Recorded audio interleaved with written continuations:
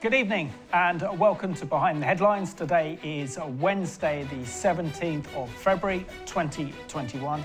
And in this programme tonight, we'll be talking about cancel culture and how this is a growing movement in the United States. There's actually targeting conservative Christians and others that support President Trump. That's actually threatening freedom of speech.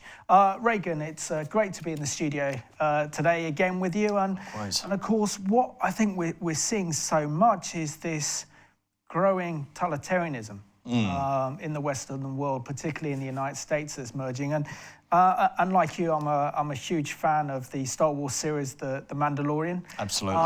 And of course, this is what we're going to be discussing today, because one of the main characters on that program, her name is Gina Carano, the actress. Gina Carano, yeah. Exactly. And we have a picture of her there.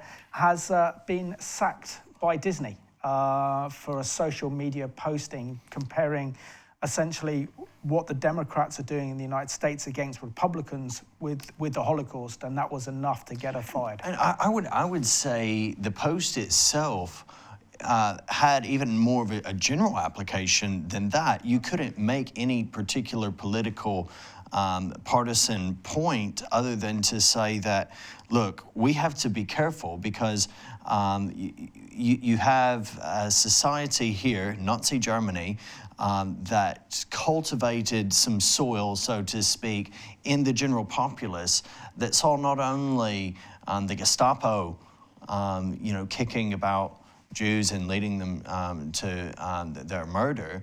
You had people who were neighbors, friends, turning in their Jewish neighbors. And so her post highlighted that there are these subtle changes, these ways in which society can get into people's mindset to where they turn on others who are simply different from them, have different beliefs, have different ideas.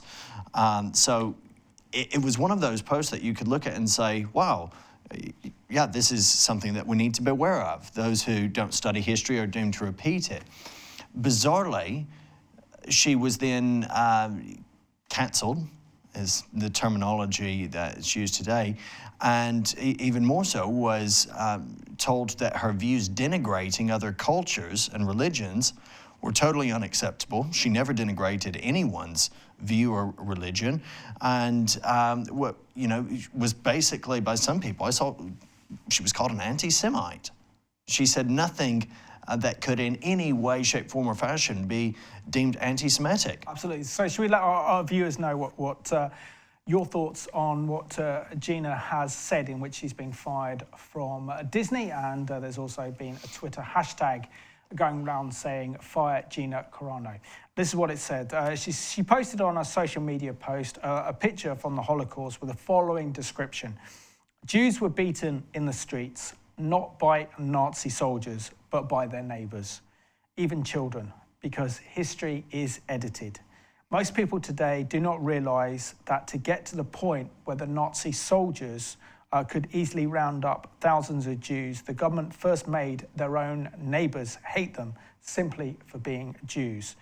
How is that different from hating someone for their political views? Despite deleting the post, she was sacked by Disney. So effectively, that's what she said on her Instagram post, and she quickly deleted it. And I know that she's been in trouble because what she's been doing is that she's been using a high-profile kind of visibility because of playing the character Cara June. Yeah. So you know more than me.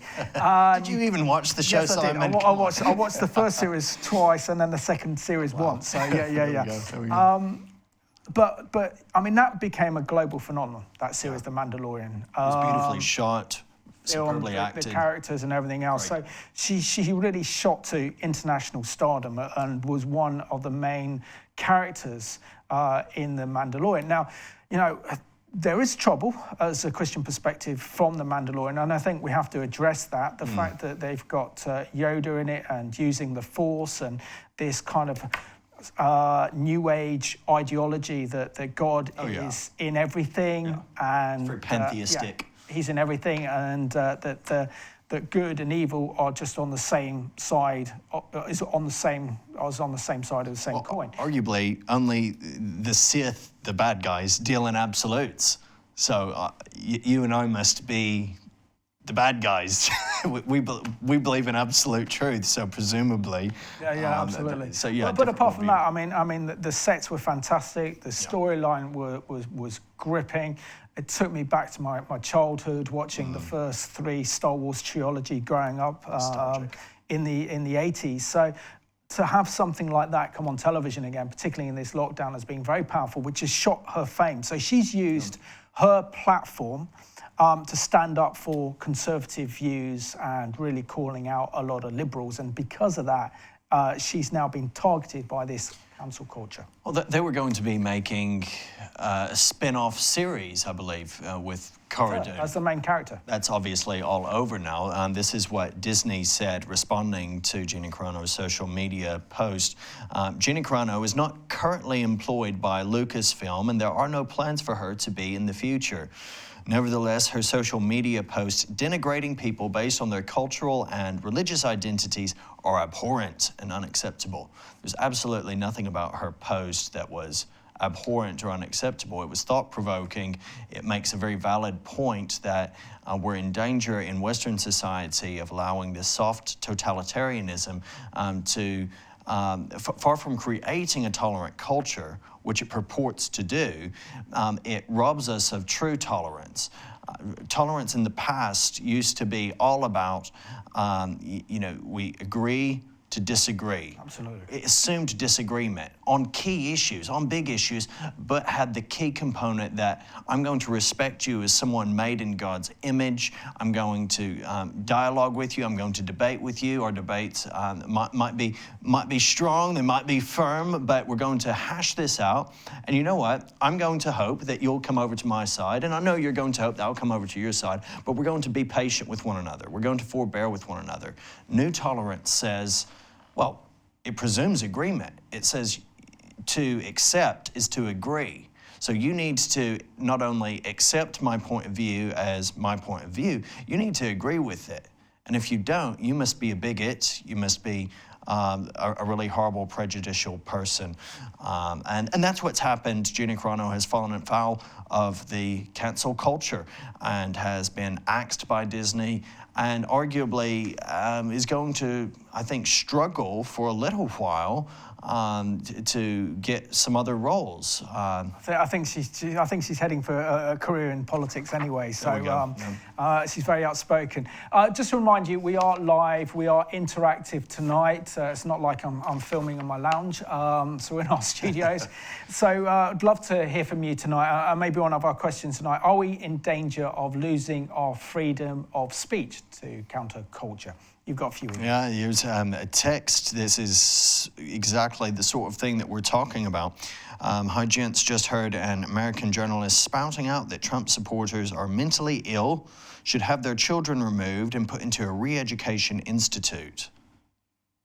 That's from Dory. This is America, not China or North Korea. And as harsh as it is to think that way, this is exactly what people are saying. You may not agree with certain elements of another person's political ideology, but does that really cause you to say, take their children away from them, put them in to a re-education facility? Those people are clearly mentally ill. That is 75 million people, though. Yeah. 75 million Americans voted for President Trump in the 2020 presidential election. Yeah. And these liberals are trying, we'll discuss later in the program, are essentially trying to close down conservative media outlets because they want to then label them as insurrectionists. So therefore, once it's very difficult to actually come back from that. And that's the great danger, is that they will use this to push through this extreme liberal, socialist, communist agenda. But before we discuss more on that, let's go and have a look at this excellent news item produced by Dale Hood of CBN. And this one's entitled, "Nothing is Safe from the Cancel Culture Mob." The censors have come for the children's cartoon Paw Patrol, Gone with the Wind, Legos, the Cracker Barrel restaurant chain, and even a ride at Disney World called Splash Mountain, all in the name of trying to erase the culturally insensitive. It seems nothing is safe from the cancel culture movement. Hollywood stars have gone public to confess their supposed sins of ignoring racial injustice. I take responsibility. I take responsibility. They could also be trying to save their careers. A number of celebrities and corporate heads have already lost their jobs for alleged racism or cultural insensitivity. Even the editorial page editor of the liberal New York Times. Another casualty is the Church of the Highlands in Birmingham, Alabama, with 60,000 attendees. They will no longer be able to meet at local high schools after the pastor liked social media posts supporting President Trump and was declared culturally insensitive. Freedom of speech is continuing to lose ground in America to a kind of socially enforced groupthink. Saying the wrong thing or simply not saying anything could have the thought police deciding you're a bad person. The worst crimes are committed by people saving the world. David Horowitz, who led the 60s anti-war movement, says the difference between the Vietnam War protests and the George Floyd protests is that Black Lives Matter has real power to change America, thanks to the backing of the Democratic Party, corporate America, and the media. Yeah, I find this shocking that so many people cave into this. All the stupid apologies by people, and then Hollywood funding the looters. Who do you think is most hurt by these riots? Poor Black people. Who's going to be hurt the most by defunding the police and tying their hands? Poor Black people. Even some on the left are now alarmed by the censorship and firings. University of Pennsylvania professor Jonathan Zimmerman, a staunch opponent of President Trump, wrote in the Chicago Tribune that what he calls rituals of public humiliation are not accomplishing anything. The irony of our moment is you find a lot of people saying, we need an honest conversation about race, but then essentially erecting barriers about what can be said on it. And that's not a formula for an honest conversation. When I asked Professor Zimmerman if America was headed into dangerous territory, he replied, "Dale, we're not headed towards it, we're in it.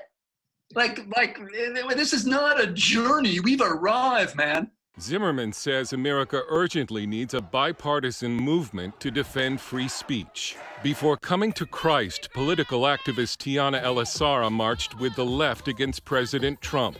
All my life, I was taught that, there was someone holding me down. The system is against me. Now she hosts the Left show on social media.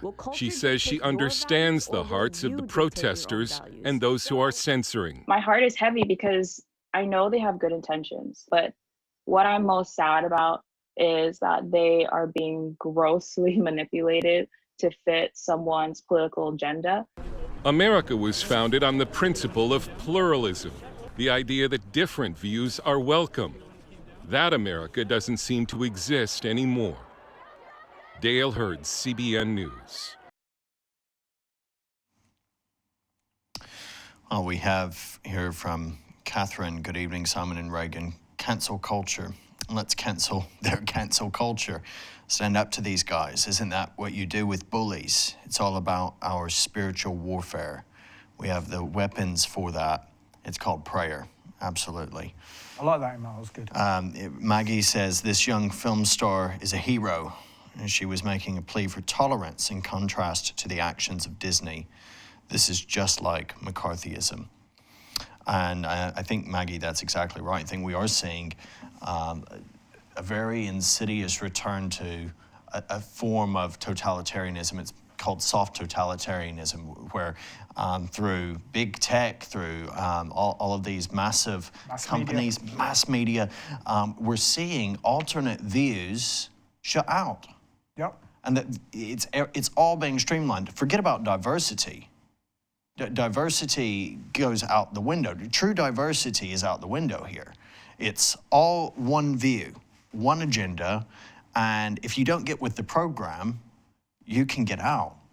In fact, if you look at some of the comments, and if you just occasionally take a scroll through the social media threads of people like Gina Carano, you're going to have people, making death threats. You're going to have people saying stuff like, I hope you die. I've come across people who've, said horrendous things that somehow it's deemed acceptable for them to say because this person has expressed an alternating opinion, an alternative opinion or view.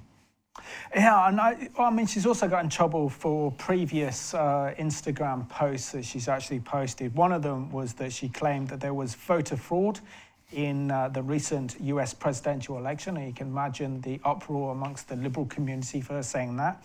But also on the issue of COVID-19 and churches, she posted this on Twitter in the summer, and the need to open up churches and business in midst of the COVID-19 pandemic. This is what she said. It says, open your business and churches. Put up with whatever regulations you want because that is your right, but open them up. You're telling me COVID-19 knows the difference between a protest or praise and worship. I haven't been in a church for over a decade, but I sure would go now. So she's been very much in the firing line. But earlier today, I interviewed a fantastic woman called Gloria Greenfield, and she's an American filmmaker. And this is my interview with her, asking her thoughts on this new cancel culture.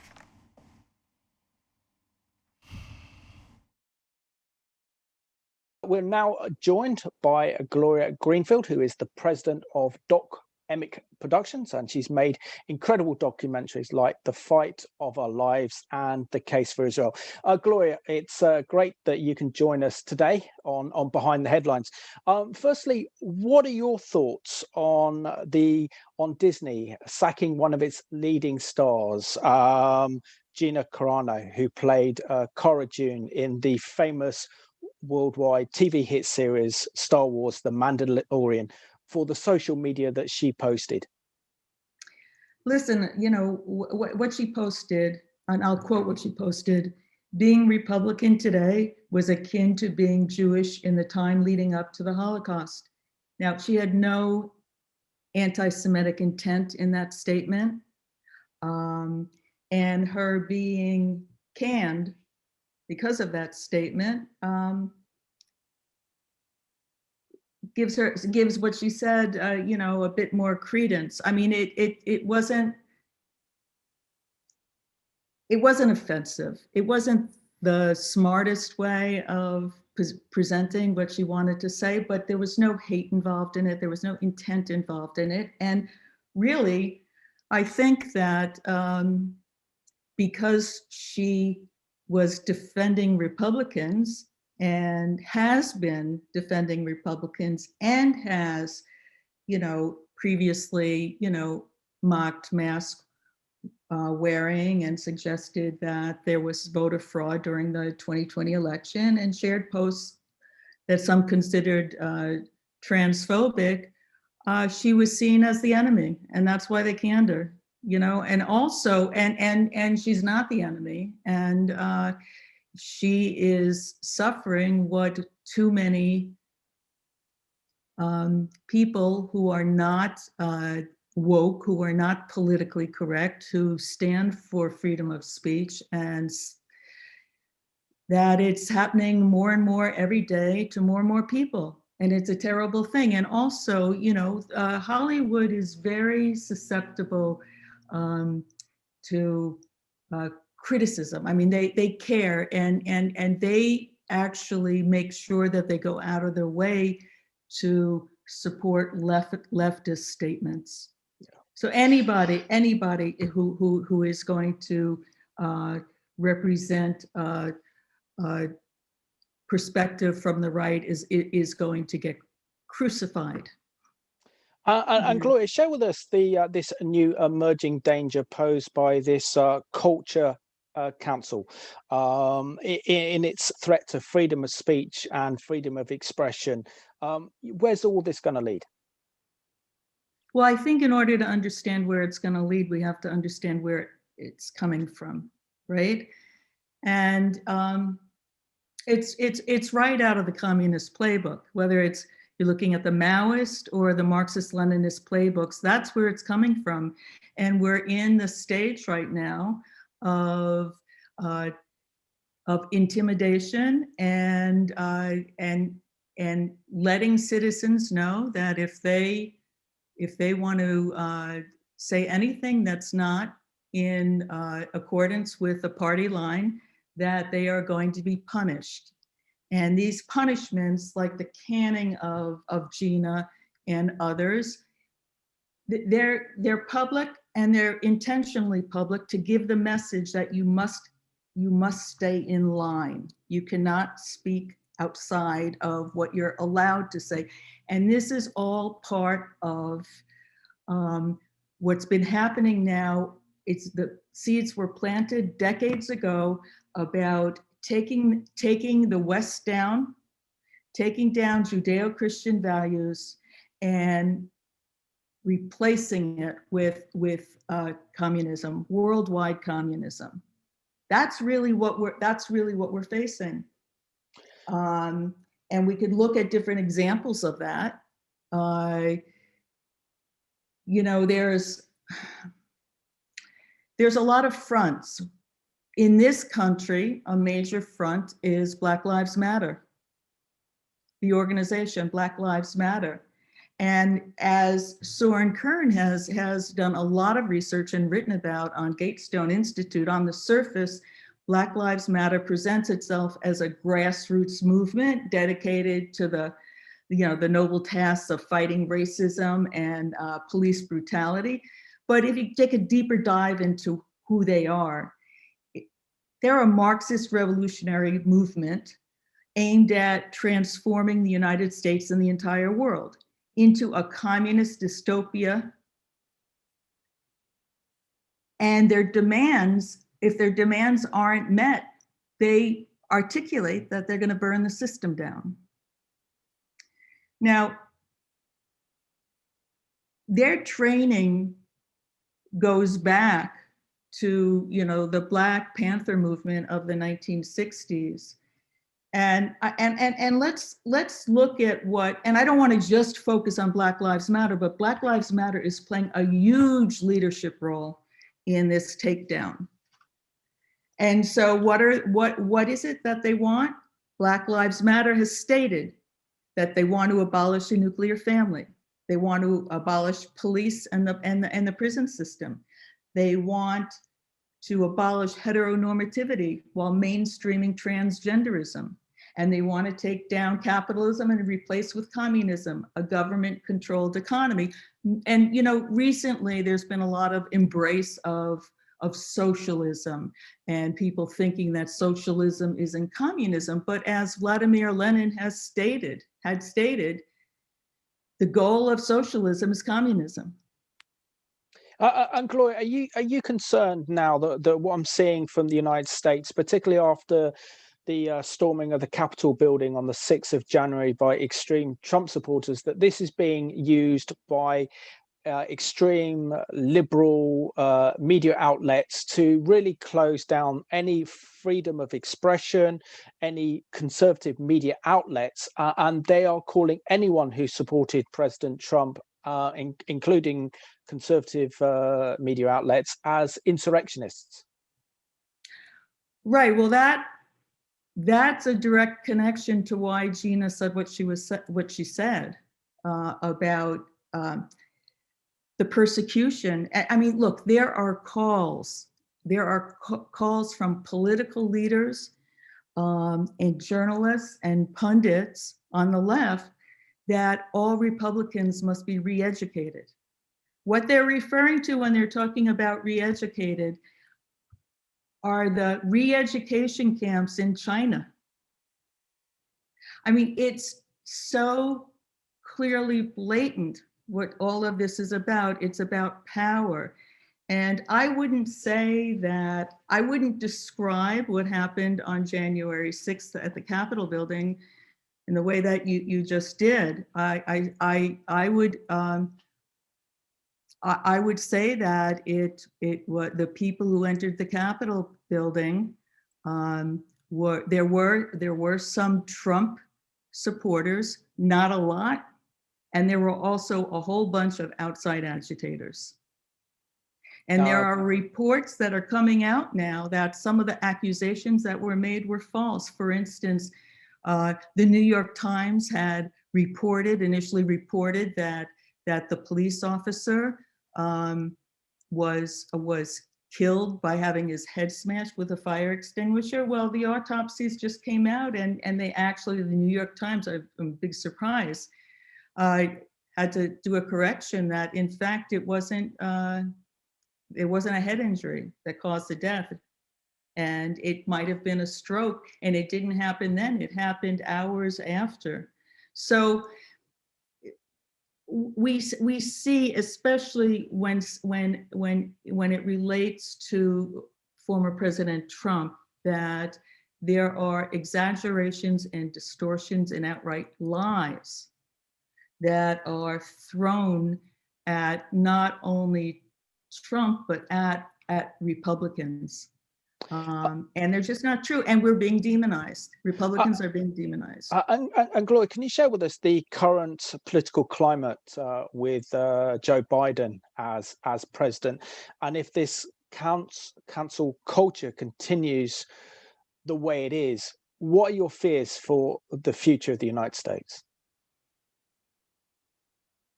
To be honest, I think that we're in very dangerous times. It's what President Biden has been doing with his executive orders is unprecedented. The number of executive orders he has done in the first days of his administration, the fact that he has already stated that he is going to take on the right of Americans to defend themselves. He's taking on constitutional rights. It's very scary. And what's very scary is that he has all of mainstream media behind him. They are all in sync, and it doesn't matter anymore if what they're reporting is factual or not. It's all part of the campaign. And so we have to rely on non-mainstream media in order to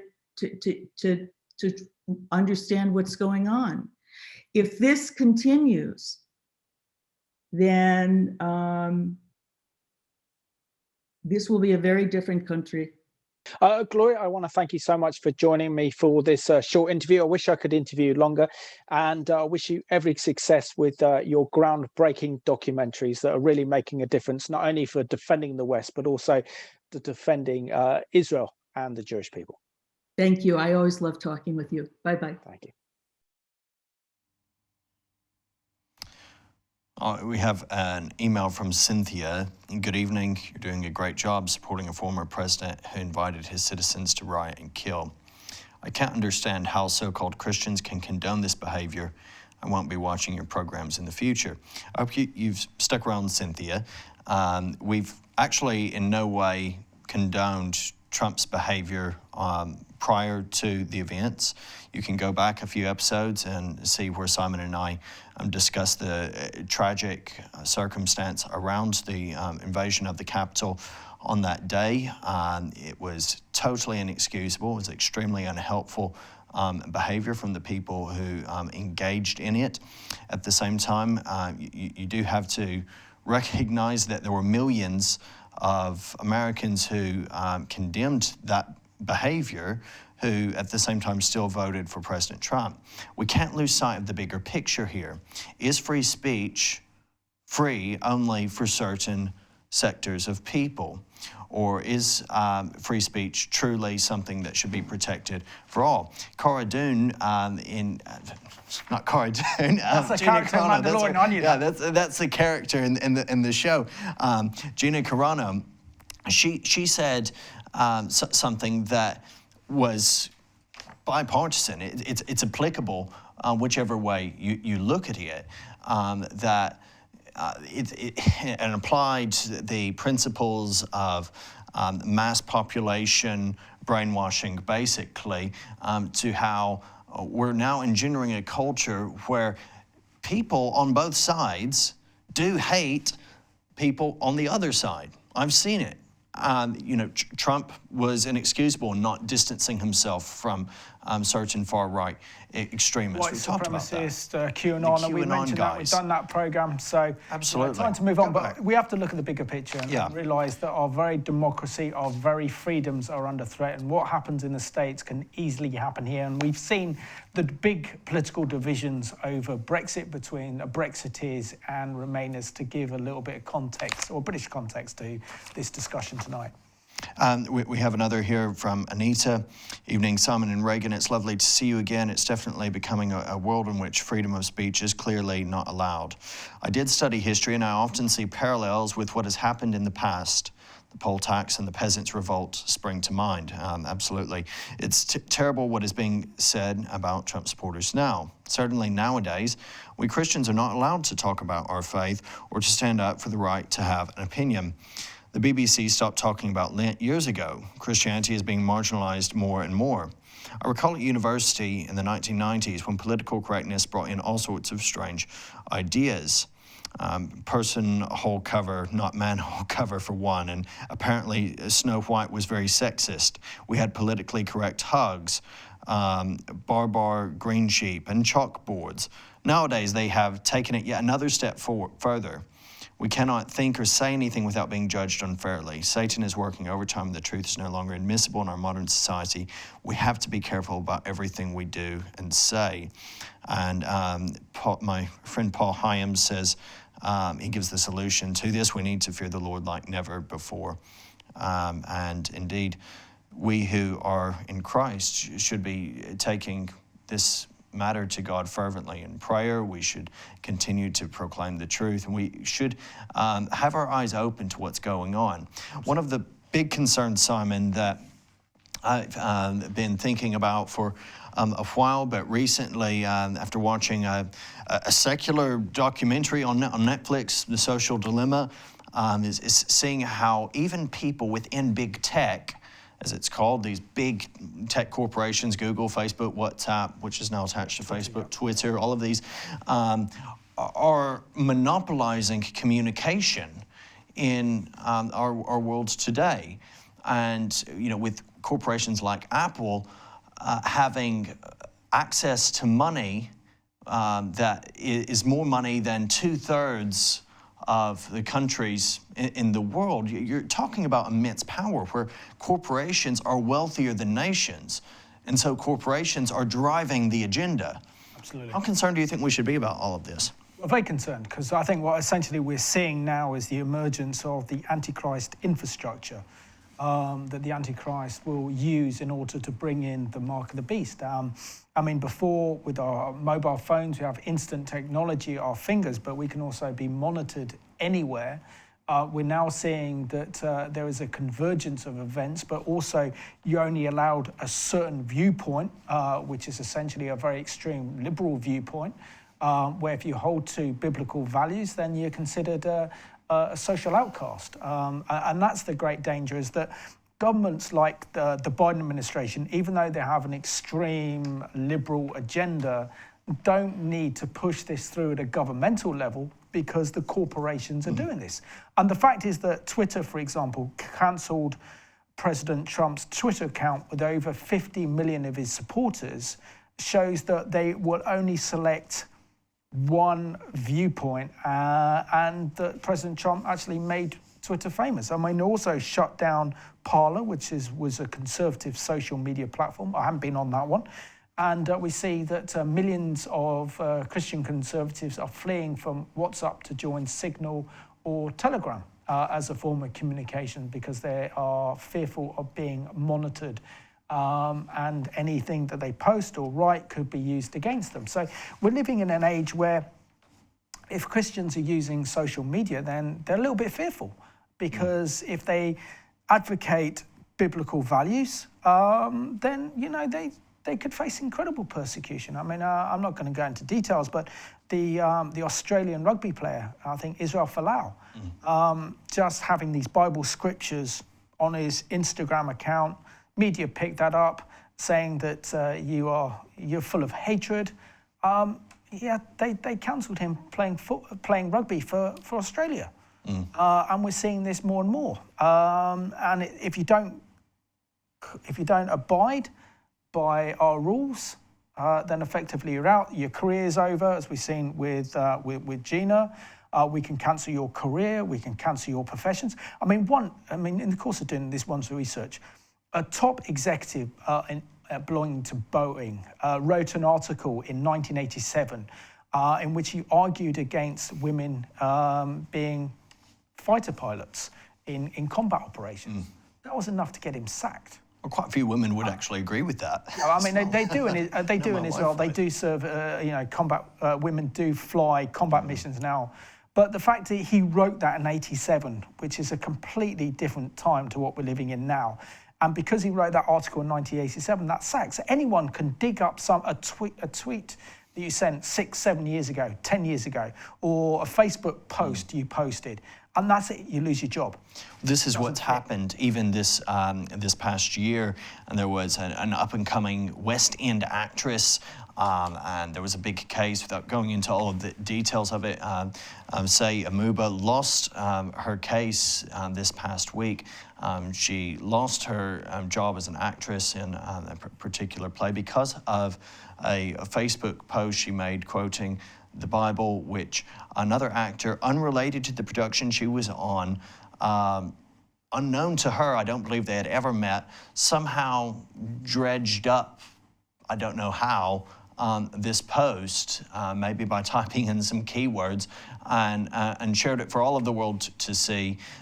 It made her situation with the production untenable, and she's now lost her legal case. So, I asked the question, should we be concerned? And what I'm not asking there, and please, viewers, don't be stirred up in this way. I'm not saying, should we be fearful? We should not be afraid of what man may do to us. We should not be afraid of what men may think of us. If we were, we would not continue to preach the gospel. We would not continue in the way we're going and proclaiming God's truth. We should continue to trust God and have His peace. At the same time, we desire the good of our nation. We desire the good of our city, and we seek the good of our cities. What happens when you take freedom of speech away? What happens when you could tell people's whether they are someone's Christian beliefs and being able to convey the gospel, or whether it's talking about the current political beliefs or events that are happening in the particular country, and you are told, no, you can't have those views or hold those views? What does that mean for society? It means that we are gradually moving, or in this case, accelerating towards a totalitarian system. We see North Korea, authoritarian system, China, which essentially means that all the freedoms that we love and that we cherish, that have been part of our Western world for centuries, are now in 2021 under serious threat. And we know that what happens is history shows us that we then start moving rapidly towards an authoritarian regime.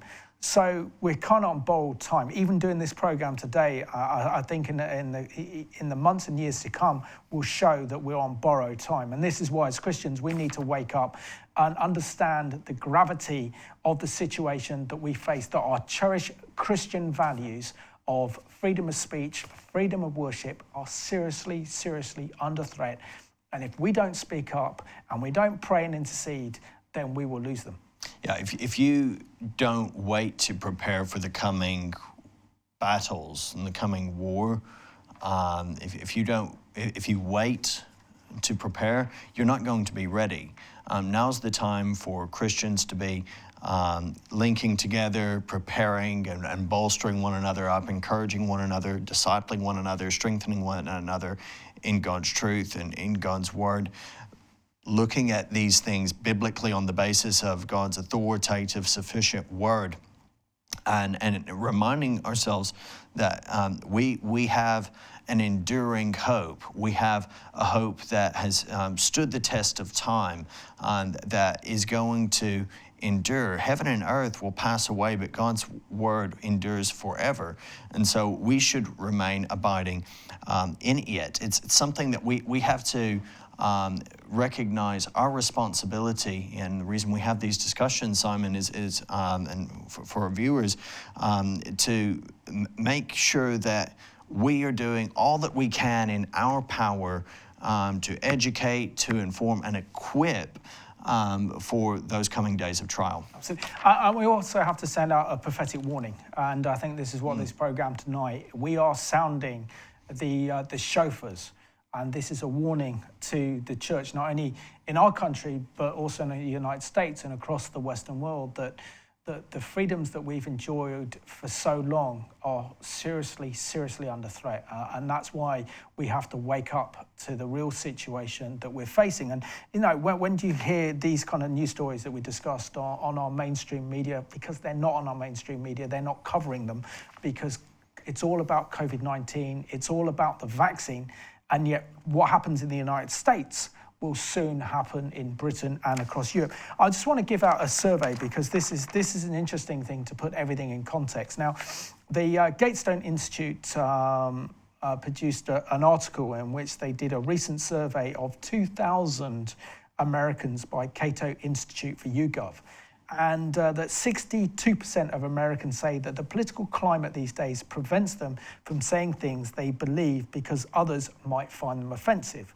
They say this is up from 2017, when 58% agreed with this statement. The majority of Democrats, that's 52%, Independents 59%, and Republicans 77%, all agree they have political opinions that they're afraid to share. People who define themselves as staunch liberals self-censored considerably less. Strong liberals stand out, however, as the only political group who feel they can express themselves. Nearly 6 in 10, that's 58% of staunch liberals, feel they can say what they believe. Now, nearly a third, that's 32% of employed Americans, say they're worried about missing out on career opportunities or losing their job if their political opinions became known, according to the Cato survey. Well, that's not the case with Gina Carano. It says Americans across the political spectrum share these concerns. 31% of liberals, 30% of moderates, 34% of conservatives are worried their political views could get them fired or harmed their career trajectory. Those in the highest levels of education are concerned the most. I'm also talking about the possibility the US could adopt the Chinese social credit score, which is a very frightening possibility. So we can see that already within our culture, that if you express a strong, say, conservative opinion on a particular issue, you could face serious repercussions. Robin says, hi, Simon and Regan, good to see you again. Thanks for taking on another difficult topic. As someone who has enjoyed watching The Mandalorian so far, it is truly disappointing to see the action. We're not the only ones. Robin Benson enjoys The Mandalorian as well. It's good. I've shared this with him. Yeah, to see the action Disney has taken in cancelling Gina Carano. I appreciate also the comments from Gloria Greenfield in her interview with you, Simon. The question that constantly comes to mind in all of this for me is, what is God's purpose in all this? We rightly say he is in control. So what is his purpose in all this? God bless you both for your faithfulness and hard work. Thank you for that, Robin. And on that question, you're right. God is sovereign. God is in control. We do rightly say that. Can we identify a particular purpose in every case as to why the world is going in this way, in our world, so to speak? I don't know that we can identify set particulars. We can speculate in some ways, but we do have a biblical word. On this past Sunday, I was delivering a message from 1 Peter chapter 4. And 1 Peter was a letter written to suffering people in exile. These were Christians who had seen some of their family and friends covered in tar and used as garden torches for Nero's parties. Their suffering was immense. And the Apostle Peter, inspired by the Holy Spirit, speaks saying, "Do not count it strange when this fiery trial comes upon you to test you. But rejoice insofar as you share Christ's sufferings, knowing that as you share his sufferings, you will share his coming glory." And so, though we will have questions and though we will rightly be grieved and saddened and shed tears over the current state of things, in entrusting ourselves to God, our Creator, it says, entrust yourselves to the faithful Creator while doing good. We recognize that this is a test to prove and to try our faith, to grow us in the Lord, to sanctify us. And we also know that that God is using it to remind us that there are far greater things that lie ahead. Whatever is on this earth with its joys, they are nothing compared to that which is coming. So I think we're getting focused. I think we're seeing ourselves focused more on the coming of Jesus. Do you actually think that this is the refiner's fire? I mean, I've always been of the belief, for example, like Moses, when Moses cried out to God not to bring hail and brimstone on Sodom and Gomorrah, and kept saying, if there are 50 righteous men in Sodom and Gomorrah, please do not bring your judgment upon these cities. And it went down to 10. In the end, it was just 1. So I think we're going now. So effectively what I'm saying is that I believe before that through prayer and intercession, you could actually change the political climate of the nation. But I don't think we can now. And that's why I think persecution is coming, which will refine the church. To get the church back to where it should be, to shift the wheat from the chaff. And the Lord is looking for a holy church. He's looking for a church and a people that are separate for him. And the only way that's going to happen in the West is through persecution, because that's the only thing that really does sharpen and strengthen believers, because there's a price to pay. And also the fact is that we are seeing these world events unfold so fast and so rapidly that we're moving towards globalism. And we're moving towards the building of the infrastructure of the one world government. And that Bible prophecy and the book of Revelation and the tribulation period are just at the doorstep. And of course, that's only a 7-year period, so we literally have to touch it. And that is where we're going. We're already seeing this Antichrist spirit emerge in the United States with the Democrats, this lack of tolerance for any other belief apart from this belief, which is an ultra-liberal, humanistic ideology. And this is what we're seeing coming to the forefront. This man at the center, this socialist, communist ideology that's all about humanism. And this is now the predominant ideology. A decade ago, we thought that the challenging ideology to that was the rise of Islam. But this spirit of Antichrist is much stronger. And at the heart of it is this worship of man and humanism. And this is what's developing and pushing this ideology. I mean, I think President Trump and his administration did everything they could to push back these global forces. But now with Biden in the White House, these forces are being pushed forward. So it's only a question of time before they start closing down freedom of speech. You can't have this opinion. You can't hold these beliefs without facing serious persecution. Yeah, absolutely. And one of the things that we're going to have to start asking very, very clearly is of Christians, of church leaders, like, do we recognize the practical nature of our faith? And do we recognize that it speaks truth to power? It confronts both sides. So we're seeing a world that is increasingly bipolar. You have one of two extremes. We're seeing far left ideologies that are rising up. We're seeing far right ideologies that are a reaction to the far left. We're like a pendulum. We go one way, and then a large group rises up and it's like, oh yeah, that's really bad. And so we swing the exact opposite way and do something that's equally satanic. And it shows that we lack balance. We lack the ability to be rooted and grounded. We lack any anchor. That's a world without Christ. It's not about the politics. It's not about the individuals concerned. It's about this spirit of this age, which is one of rebellion. It's found in every single group that's out there to some degree. At the same time, we have to confront the power that's present at the moment.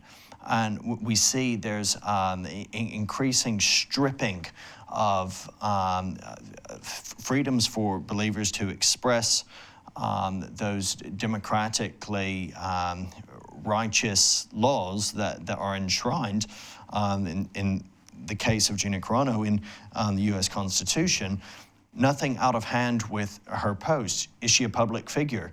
Yes. Do public figures have to take greater care sometimes of to not post stuff that's controversial if they want to keep their jobs? Yes, but that shouldn't be. Yeah, but let's talk about Gina now for briefly. We've got less than 4 minutes of the program.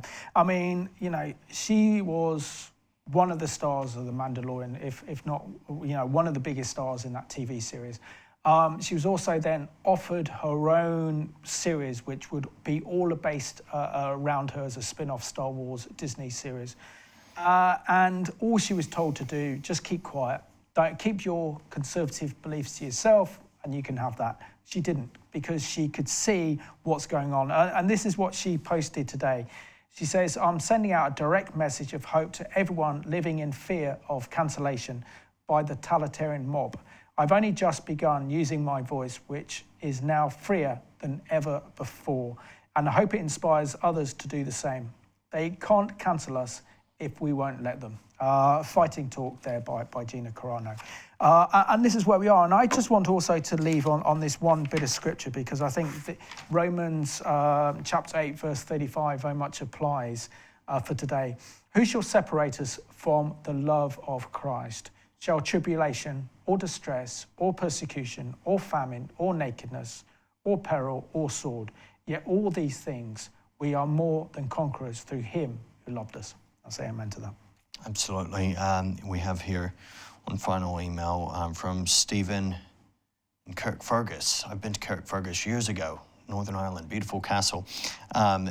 Good email here, Stephen. Simon, we were warned all of our lives. We've been warned, but did we listen? Obviously, some of us did, but most don't even believe that is, the devil exists. But the devil does exist, Stephen says. He's the one who influences, lies, curses, divides people, etc. Where he points, the world is following. It's going to get worse as his time is short. And I've seen this even in local church life and ministry, how great victories are won, and then the devil hates that, and so he comes to try to rip people up, and even through good intentions. He just tries to cause strife and division. He tries to uproot God's people from community and cause people to fall prey to their trials and temptations. But the beauty of it is, and you hit the nail on the head, nothing can separate us from God's love. The devil's days are numbered. The gates of hell shall not prevail. We have 100% full victory in Jesus Christ. Amen. Amen. It's great to do a program with you, Regan, and I want to thank you for watching tonight's program. What an inspiration that Gina Carano is in standing up to what this can only be described as this counter-culture totalitarianism. And this is the world we're living in. And as Christians, we need to make the gospel known, and we need to pray and intercede like we never have done before, because we are facing unprecedented times. We are facing darkness like we've never seen it before. But we thank you that we are the light because Christ lives in us. So let's have peace in these dark days. So thank you for watching Behind the Headlines.